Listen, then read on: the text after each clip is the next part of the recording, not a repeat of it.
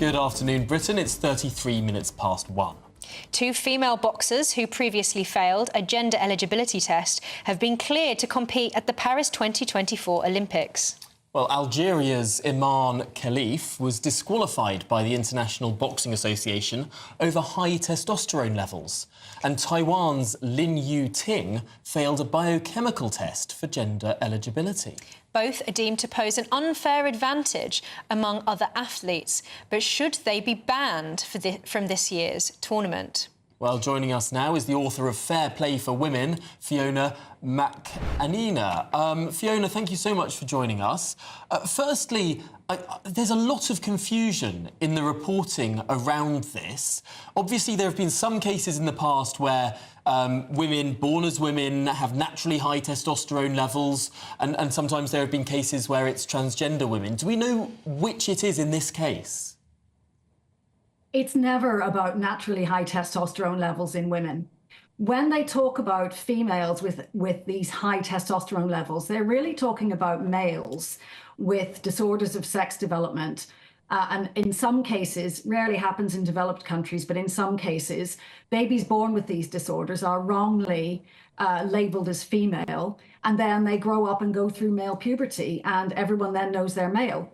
They have, I don't know these two individuals in particular, but this is well documented now, for example, with Caster Semenya, that they have internal testes, they produce testosterone, they go through puberty, they have all those advantages. And frankly, the prospect of these people boxing against women, if they are male, is terrifying. And we should be very concerned. And the IOC should be very concerned, but seemingly they are not. Fiona, I've got some statistics here that say that men have a 90% increased bicep strength and 162% greater punch power, meaning that the average man's punch has 2.6 times the force of one delivered by a woman. Are the Olympic Committee putting women's lives at risk? I think there can be no doubt they're putting women's lives at risk. But bear in mind that this is their stated policy. They have said that there should be no presumed advantage for trans-identifying males, what they call transgender women, or for people with differences of sex development, which is what we believe applies here. What that means is they are saying that if you're male, but you say that you're a woman, that's what they think is important. And in most other sports, this is not allowed, certainly in the biggest Olympic sports. But what's happened in boxing is that it was always sex-based. It's one of the few that never got this wrong because of the safety issues. But the International Boxing Association has been de-recognized by the IOC for other reasons to do with corruption. And so these are the IOC's own rules now being played out in boxing. That's a fascinating distinction. It's also interesting to note that because this is... it's a very difficult line, is it not, when there are people who might be registered as intersex, and it's such a tiny, small proportion of people that exist on the earth. But it seems like that might be what's at play here, is it not? There are people registered, everyone's registered either male or female, but yes, you are right that there is a tiny number of people who are wrongly registered as female at birth. And as I've explained, when they go through puberty, that becomes extremely apparent. Now, those people are overrepresented in sport. Because, of course, if you're registered female and you have all the advantages of male puberty, you are going to outperform a lot of other women. So really, a small number of males are causing unsafe play and indeed unfairness, too, across lots of other sports.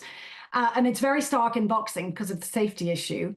It is dangerous. And it's nothing to do with size or weight, by the way, because if you match male and female for weight, as happens in boxing, in weightlifting, in judo, and so on, the male still has that gigantic advantage that Emma has described. So this is a problem not just in boxing, but it's suddenly becoming very apparent now that this is not safe. How can they justify this difference from the policy of the International Boxing Association when it's so clear that this actually poses a serious safety issue for women? Because, of course, there are all sorts of issues when it comes to biological men participating in women's sports. But it seems so obvious that in a sport like boxing, that women could actually die as a result of this decision. And surely they are aware that they may be held accountable if that happens, if they've actively chosen to differ from the International Boxing Association's policy on this. Well, you would think so, but you see, when your policy is driven by ideology rather than science, this is where you end up, because the IOC made that statement in 2021 saying no presumed advantage on the basis of trans identity or differences of sex development. So now they're stuck with following that through.